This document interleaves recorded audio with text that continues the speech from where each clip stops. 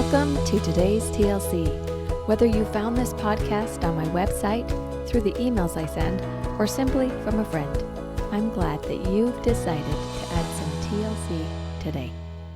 Hey friends, today I am laughing at myself a little because I was watching a new young mom and just how careful she was. She was so cute and careful with her first little son. And I was remembering my first little child and how careful I was about every little thing. Their routine, how they ate. I wouldn't miss nap time for the world because I was so worried about their sleep schedule.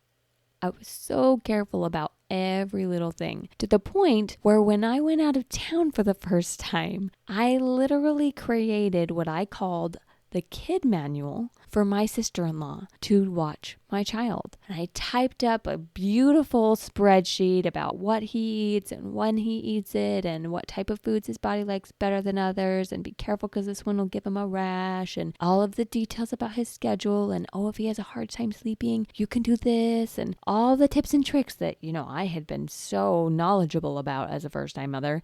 I gave this kid manual to my sister-in-law, who had already raised multiple children of her own. And she was very kind to indulge me and listen to this manual. But guess what she did with that manual? She let it sit on her counter the most of the time she was watching my child.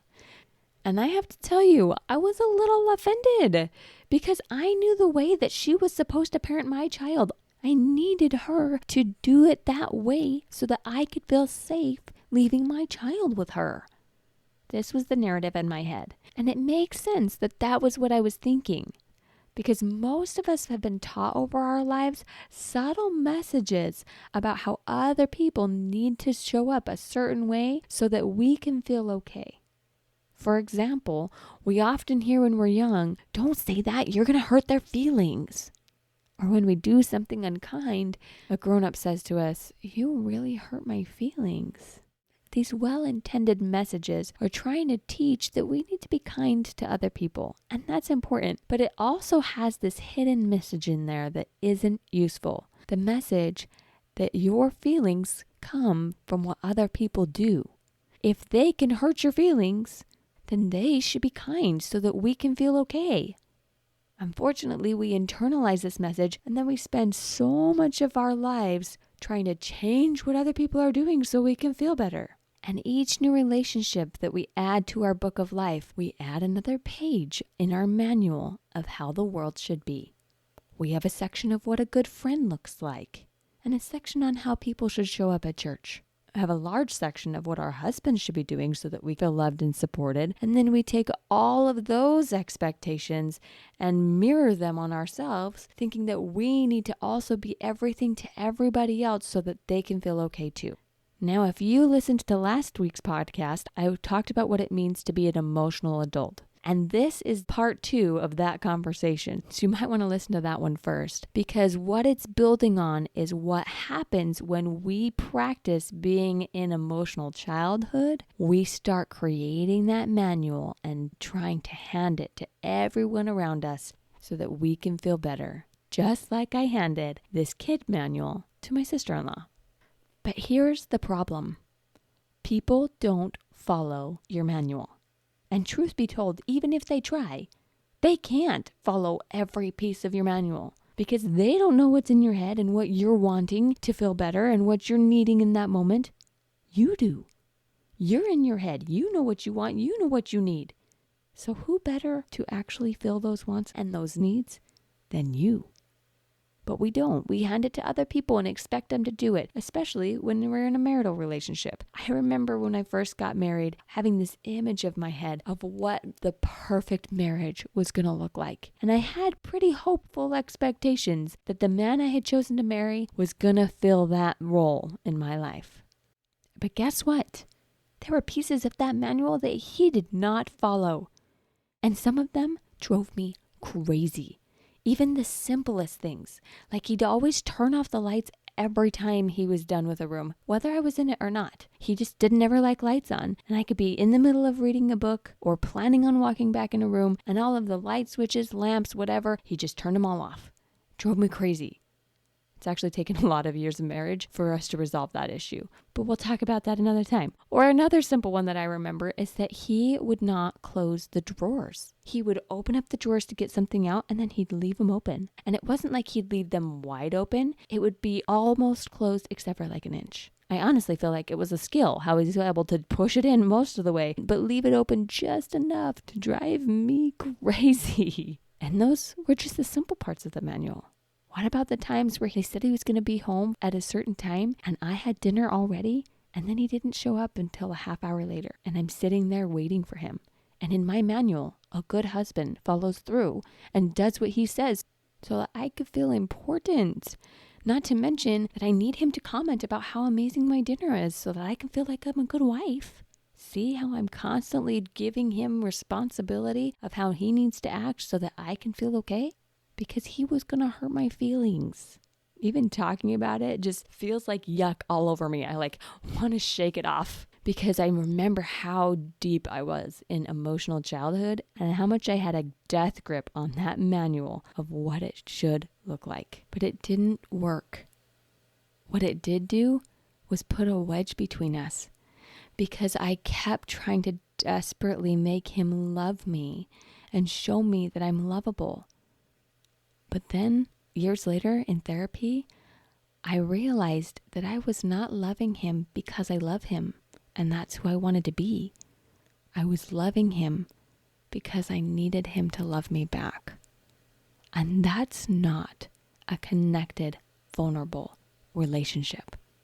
He deserved to have a wife who loved him, and I deserved to be able to be myself and not be so worried.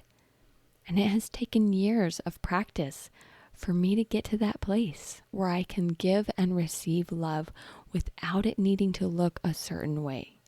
Now, this doesn't mean that if you're in a connected relationship, you don't have desires for what you want the other person to do.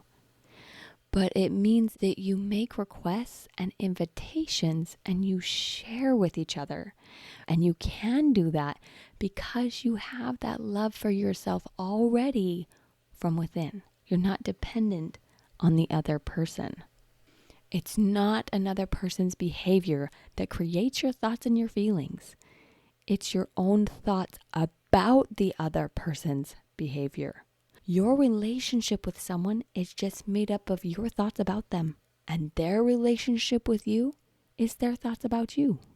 An example in my life where this was really tangible for me was my relationship with my dad. I had a lot of drama in my childhood about how a dad should show up reliable and dependable, and I should be able to turn to my dad for advice, and he should be the protector and the provider for his little girl. And I didn't have that relationship with my dad as a kid. And as I grew up and learned how to tell my story and how I was affected, I handed my dad a huge manual and said, "Dad, you didn't show up for me before. Here's how you have to show up for me now." And guess what he did? He kept being himself. And I was so mad that he didn't show up when I finally learned how to articulate what my needs were about how I needed him to be in my life. I remember telling him, "Dad, I felt a lot of my life like when you give me gifts, it's about you. That you give me a gift so that you can feel cool about whatever gift that you gave me. And I don't feel loved when you show up that way. So from now on, I want you to give me a gift receipt with your gift so that I can know that you don't care if I return it or not. Your focus is on giving me something that I will like." Now, first off, I feel completely sheepish sharing that with you because I can see the total immaturity, the selfishness, the emotional childhood all over that. But in that moment, I felt like if my dad showed up this way, then I can feel like he loves me. And I resented for a long time when it didn't happen that way. But I hadn't made a request. I had made a demand. And nobody likes to be told what to do. Yes, it would have felt positive for me if he had listened, but it also would have re-emphasized the message that I needed him to show up a certain way. I have since grown into my self-love and found reliable support from within. So I don't need my dad to show up a certain way anymore. And I actually consider my dad one of my biggest cheerleaders now. And I have never had space to recognize how valuable that is for me. He may have struggled to show up and honestly still struggles to show up in some of the ways that I hoped and dreamed he would as a father. But because I'm willing to allow him to be himself and choose how I want a relationship to be with him as himself, I have space to see the good that is there. And I actually have love for my dad that I didn't realize was there. When we try to demand love, we drain it. Don't take love. Generate it. Give it. Invite it. Share it. If you want love to grow, create it. Don't hand someone a manual to tell them how they need to create it for you. Now, I hear you if you are one of the people right now who are saying, but Stephanie, what about boundaries? What about enabling people in their bad behavior? You can't just go around telling everybody they can do whatever the heck they want and have no consequences. This is not what I'm saying here, and we don't have to complicate it. All I'm saying is shift from expecting and controlling to inviting and requesting, because it will be so much more freeing for you to not have to depend on what they do to be okay. Healthy boundaries aren't about controlling them anyway. The boundaries that really work and truly create safety for you are focused on your actions, on what you will do for yourself when you feel unsafe. Useful boundaries also come from a place of love, not resistance or control. Now, I'm not going to go into that in detail because I already have an episode on how to create useful boundaries. You can check out episode 12 if you want to learn more there. But my invitation to you today is to find where you can shift from a controlling manual-based mindset to a more loving and inviting mindset in the relationships that you have. Those moments where you feel tension with your child or your spouse or your friend, get curious. Ask yourself, do I have a manual here where I'm expecting them to show up a certain way for me to feel okay? That curiosity will help you drop your manual, love them where they're at, and shift to a more inviting and connecting relationship. Remember, you are in charge of you, your feelings, your thoughts, your actions, and they are in charge of them. Stop trying to change the world. It's time for us to put down our manuals and see the goodness that is already in people. The goodness in my sister-in-law who chose to watch my child for a full week so that I could go on a trip with my husband. I was so grateful for her, even though she fed my child things that I probably wouldn't have chosen. And it took a few weeks for me to get him back into his nap schedule. But you know what? I'm okay with that. Because a relationship includes two human people trying their best to navigate this crazy world and all the feelings that come with it. Let's simplify that a little by dropping our manuals, finding our own stability, and inviting people to move forward in love and connection and joy. Go rewrite your relationships, my friend. Amazing things will happen. After therapy can be simple. Come learn how to think light, feel light, and live light at thelightcoach.com.